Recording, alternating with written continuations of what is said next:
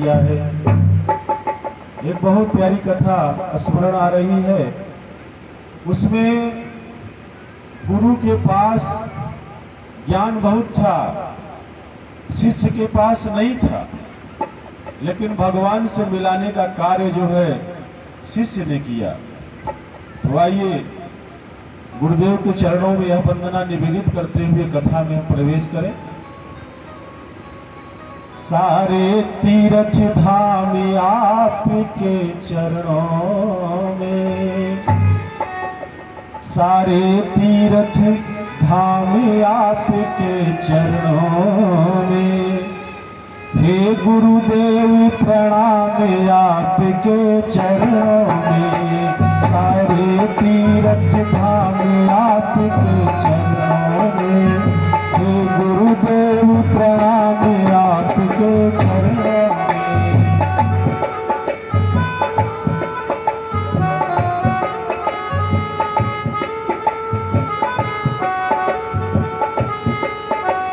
सारे तीर्थ धाम आपके चरणों में, सारे तीर्थ धाम आपके चरणों में, हे गुरुदेव प्रणाम आपके चरणों में।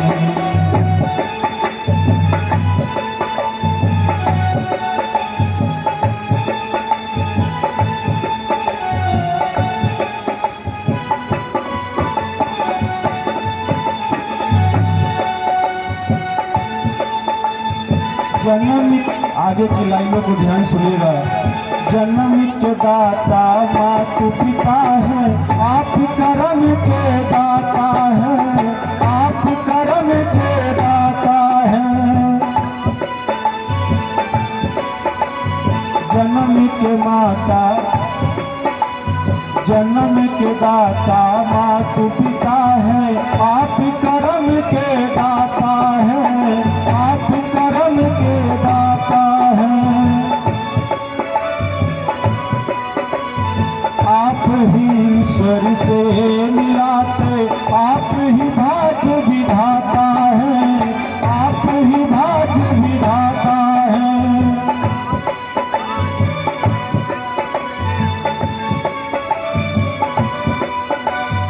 दुखिया जन को, रोगी तन को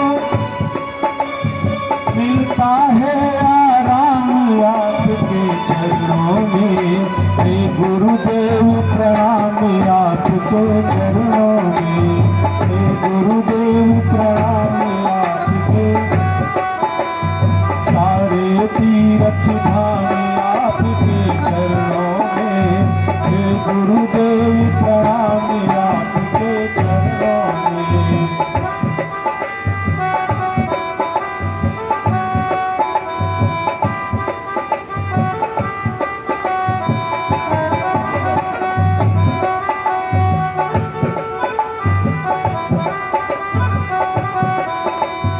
हृदय में माँ गौरी लक्ष्मी, कंठ में शारद माता है, कंठ में शारद माता है।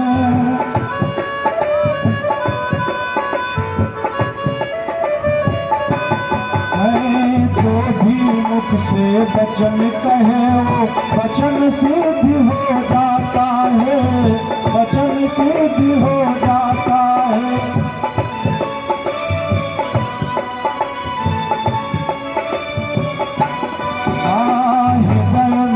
गौरी लक्ष्मी, कंठ में शारद माता है, कंठ में शारद माता है।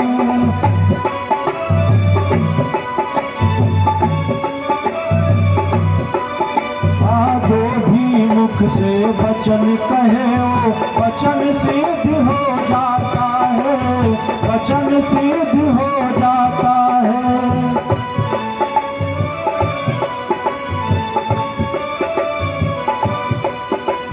हे गुरु ब्रह्मा, हे गुरु विष्णु, हे गुरु ब्रह्मा, हे गुरु विष्णु, हे शंकर भगवान आपके चरणों में, हे गुरुदेव प्रणाम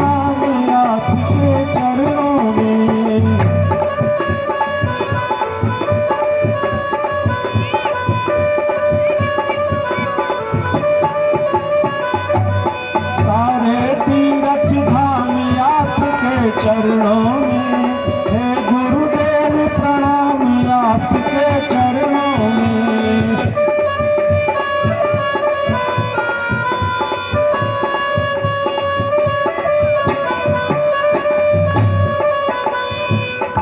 आगे की लाइन,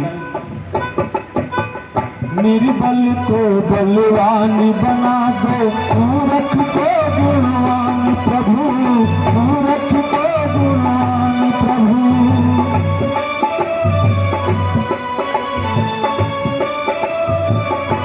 हाँ, निर्बल को बलवान बना दो, मूर्ख को गुणवान प्रभु, मूर्ख को गुणवान प्रभु।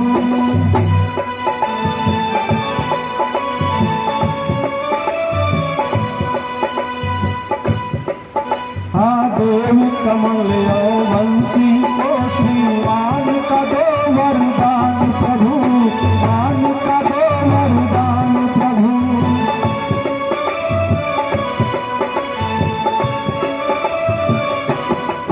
हाँ हे महारानी, हे महालक्ष्मी, हाँ हे महारानी, हे महालक्ष्मी, रहूं मैं सुबह शाम आपके चरणों में। हे महारानी, हे महालक्ष्मी, रहूं मैं सुबह शाम आपके चरणों में। हे गुरुदेव प्रणाम आपके चरणों में। हाँ सारे तीर्थ धाम आपके चरणों में। हे गुरुदेव प्रणाम आपके चरणों में।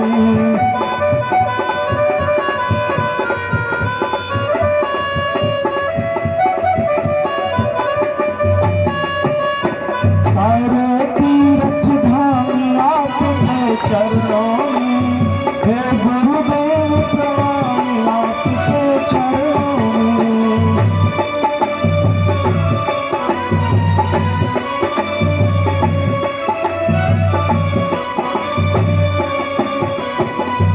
गुरुदेव भगवान की जय। किसी कवि की ये कल्पना कितनी सुंदर है।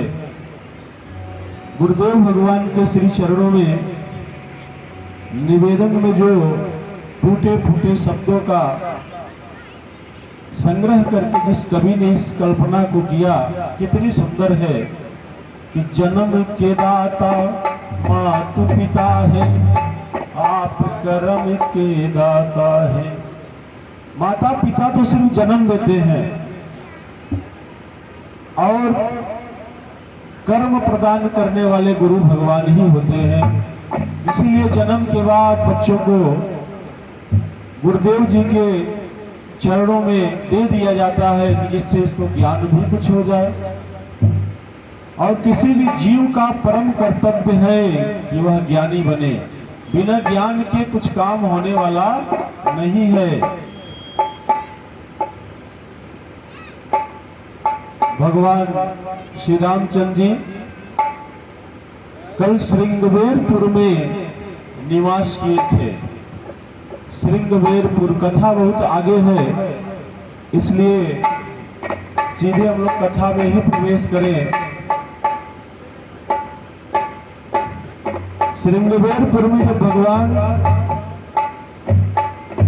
सुबह उठे, अपने दैनिक कर्तव्यों को करने के बाद निषाद राजकुंड से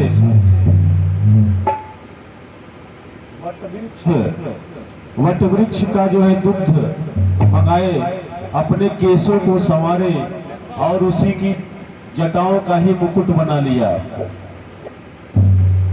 इस बात को देखकर सुमंत जी वहां खड़े थे और सुमंत जी की आंखों में आंसू भर गए कि जो राजकुमार राजमहलों का सुख प्राप्त किया हो, उसको इस जंगल में वट वृक्ष का दुग्ध अपने केसों को संवारने में लगाने का कार्य किया जा रहा है। भगवान राम की इस स्थिति को देखकर सुमंत जी की आंखों में आंसू छलक जाते हैं कुछ कह नहीं पाते हैं, कंठ अवरुद्ध हो जाता है। निषाद राज ने भी भगवान के इस जीवन शैली को देखकर परम क्षुब्ध होते हैं, दुखी होते हैं। और निषाद राज लक्ष्मण जी से कहते हैं कि भगवान को कितना दुख है। लेकिन वहां लक्ष्मण जी ने ज्ञान की कुछ बातें निषाद राज को बताई। लक्ष्मण भगवान ने कहा, जब किसी को दुख होता है तो उसको नींद नहीं आती है। किसी को यदि दुख होता है तो उसे नींद नहीं आती है। और भगवान श्री रामचंद्र जी कुशा के आसन पर बिल्कुल निद्रासन में सोए हुए हैं।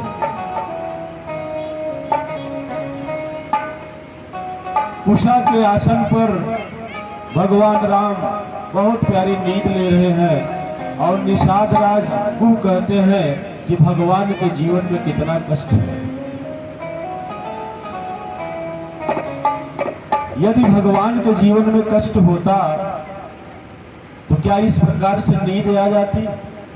जब कभी जीव को कष्ट होता है तो उसको नींद नहीं आती, और भगवान तो चैन से सो रहे हैं। लक्ष्मण जी ने कहा, ऐ निषाद राज, जिनको आप जीव समझ रहे हो वो साक्षात परम ब्रह्म है, परम ब्रह्म के अवतार हैं। इनके जीवन में कष्ट हो ही नहीं सकता।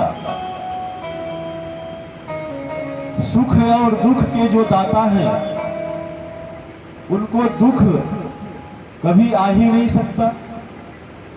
आगे की कथा में एक प्रसंग आएगा जब माता जगत जननी सीता मैया लक्ष्मण को राम की सहायता के लिए भेजेगी, तो उस समय लक्ष्मण भगवान मैया सीता को भी यही समझाते हैं कि जो सुख के दाता है उनके जीवन में मैया दुख कभी नहीं आएगा। राम जी जो है वो सुख के दाता है, जिनका नाम ही आनंद है, और जिसके पास आनंद है उसके पास दुख कभी आ ही नहीं सकता। लेकिन निषाद राज जो है बहुत दुखी होते हैं। लक्ष्मण जी के समझाने पर उनको थोड़ा आराम मिलता है, और इस प्रकार से रात्रि के उपरांत भगवान श्री रामचंद्र जी मां गंगा के पावन तट पर पहुंचते हैं। और वहां पर मां गंगा के उस पार उनको जाना है, इसलिए केवट भैया को बुलाते हैं। ये केवट कौन है? ये केवट भगवान का अनन्य भक्त है। हम लोग जब देखो यहाँ मंच पर बैठकर हमेशा बोलते रहते हैं कि जब तक आपके जीवन में माया है भगवान आपको दर्शन नहीं देंगे, लेकिन केवट भैया से शिक्षा मिलती है कि माया आपको नहीं रोकी है। केवट ने कहा कि मुझको तो माया ने ही भगवान से मिला दिया। केवट की माया कौन है? केवट की माया उसकी नाव है। अगर नाव न होती तो भगवान कैसे मिलते? तो केवट भैया कहते हैं कि सब कहते हैं कि माया यदि है तो भगवान नहीं मिलेंगे, और मैं कहता हूं कि मेरे पास माया न होती तो भगवान न मिलते। अगर नाव रूपी माया मेरे पास न होती तो भगवान क्यों मेरे पास आते? और केवट भैया शाम को जब लक्ष्मण और निषाद राज की वार्ता चल रही थी तो उसी समय लक्ष्मण की बात केवट भैया ने सुन ली थी। इसीलिए निषाद राज से कहा था कि घाट पर सिर्फ मेरी अकेली ही नाव रहेगी, कल मैं आपसे वचन ले रहा हूं। अकेले घाट पर सिर्फ केवट की नाव थी, दूसरा कोई विकल्प नहीं था कि केवट के मना करने पे दूसरी नाव बुला ली जाए। केवट बहुत चालाक था। भगवान राम अपने जीवन में पहली बार किसी से कुछ मांग रहे हैं। रघुवंशियों की परंपरा रही है देने की, लेकिन आज पहली बार भगवान श्री रामचंद्र जी केवट भैया से कुछ मांग रहे हैं।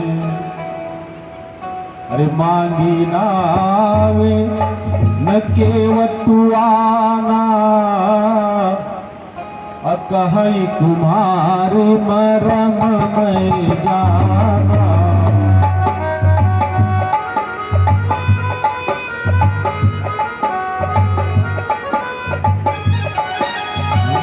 मांगी नावे न केवटुआना, कहीं तुम्हारे मरम में जाना।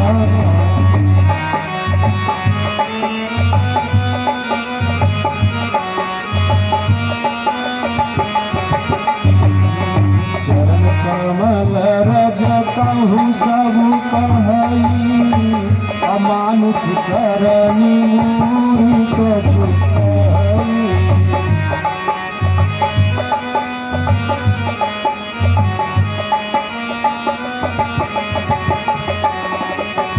छुअति शिला भई नारी सुहाई, पाहनी देन काठ कठिनाई।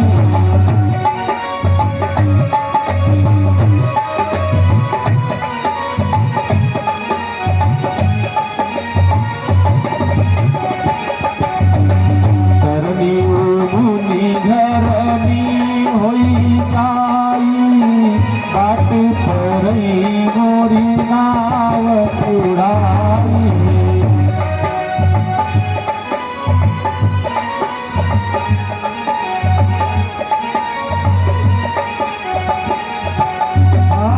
यही प्रतिपालो सब परिवारू, नहीं जानऊ कछु और कबारू।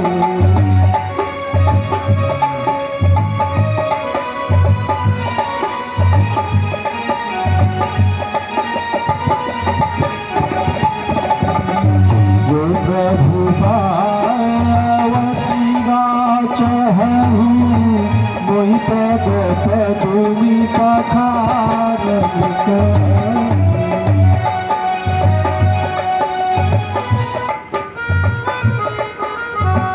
बोलिए राघवेंद्र सरकार की जय।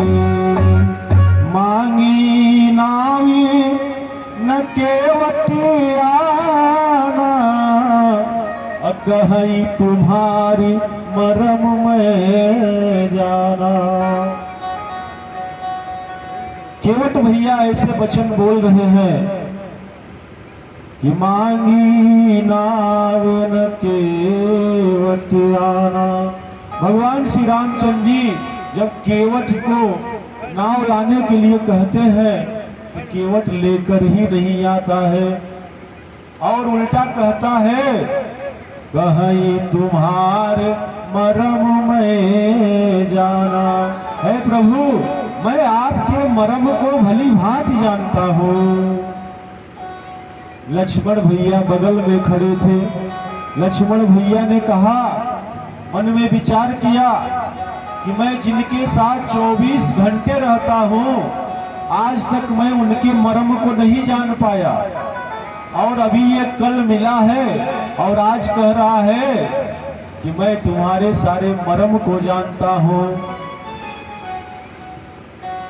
कहीं तुम्हारे मरम में जाना। केवट भैया की इस वचन को सुनकर लक्ष्मण जी मन में बहुत कुछ सोचे, लेकिन कुछ बोले नहीं। केवट भैया कहते हैं, छुअति शिला भई नारी सुहाई, अपाहन तेन काठ कठिनाई।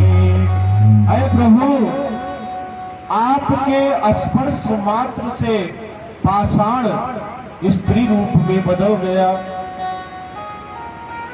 जब एक पत्थर आपके स्पर्श से स्त्री बन सकता है, तो ये तो मेरी नाव काठ की है।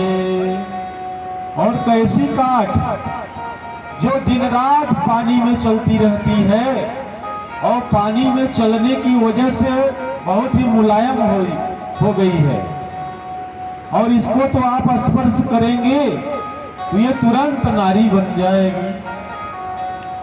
ठीक है, मैं इस बात को भी सहन करने को तैयार हूँ। तरनी मुनि घरनी हो जाई, बाट परई मोरी नावी उड़ाई। ठीक है, ये स्त्री बन जाएगी, लेकिन एक समस्या है प्रभु। अरे यही प्रतिपालऊं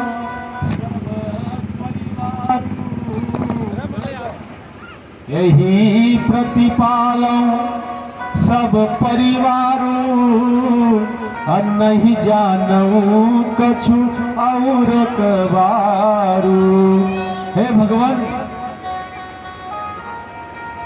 मैं इस नाव चलाने के अतिरिक्त दूसरा कुछ नहीं जानता हूं। अगर ये नाव मेरी स्त्री बन गई, नारी बन गई, तो मैं क्या करूंगा? क्योंकि मैं इसके अलावा कोई दूसरा कार्य नहीं जानता हूं। और एक बात बताएं प्रभु, मैंने सुना है कि पाषाण जो है ब्राह्मण की नारी, ब्राह्मण की स्त्री बन गई, और अगर ये ब्राह्मण की स्त्री बन जाएगी तो मैं क्या करूंगा?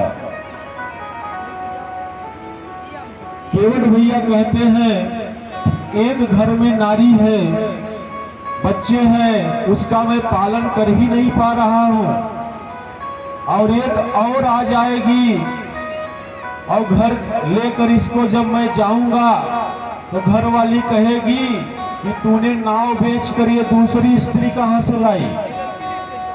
तो मैं क्या जवाब दूंगा? केवट भैया अपनी बात को भगवान के सामने कई तरह से रख रहे हैं। यही प्रतिपालऊं सब परिवारों, और नहीं जानऊं कछु और कबारू। है प्रभु, हम तो वेद भी नहीं जानते कि कथा सुना करके अपने जीव को, पार्जन को आगे बढ़ाएंगे। हमें दूसरा कोई काम आता ही नहीं है। एक सिर्फ नाव चलाना मैं जानता हूँ। मेरे बच्चे बिना खाए मर जाएंगे, प्रभु मेरे ऊपर दया करिए। केवट भैया ने कहा कि प्रभु मैं आपकी बात मानने को तैयार हूँ, आप मेरी भी बात मान लीजिए। अब लक्ष्मण भैया को गुस्सा आ रहा है, क्रोध आ रहा है, कब से हमारे भैया बुला रहे हैं और ये आ नहीं रहा है।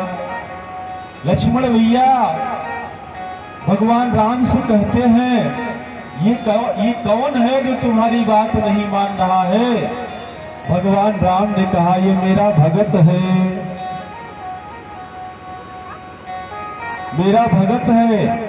लक्ष्मण भैया ने कहा ये आपका भगत है और आपका कहना भी नहीं मान रहा है। तो भगवान राम ने बहुत बढ़िया बात स्मरण कराई। भगवान राम ने कहा ऐ लक्ष्मण, जब अयोध्या में मैंने तुम्हें मना किया था कि तुम मेरे साथ वन को न चलो, तो क्या तुमने मेरी बात मानी? नहीं माने ना। मैंने सीता जी को कहा कि मत चलो, तो क्या सीता मेरी बात मानी?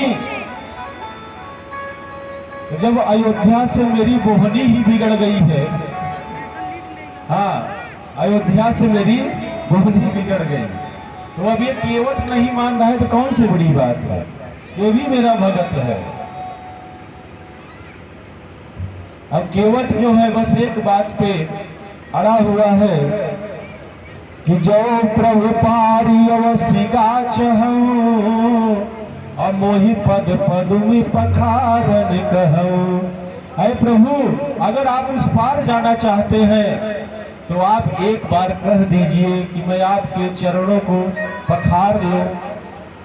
ध्यान दीजिएगा, कितना सुंदर शब्द है। बाबा तुलसीदास जी ने लिखा है कि पद धोने के लिए नहीं कहा जा रहा है, पद पखारने के लिए कहा जा रहा है। अरे बात छोटी है, सिर को हिला दीजिए। केवल भैया कहते हैं कि बात छोटी है, सिर को हिला दीजिए। पाँव अपना प्रभु जी धुला लीजिए। कितना बढ़िया भाव है। अरे बात छोटी है, सिर को हिला दीजिए। पाँव अपना प्रभु जी धुला लीजिए।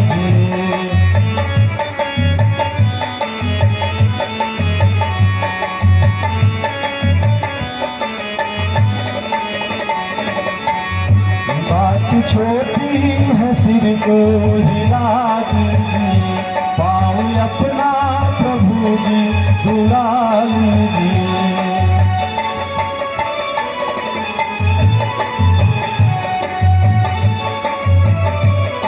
बहुत अच्छा भाव केवल भैया के द्वारा। बात छोटी है, सिर को हिला दीजिए।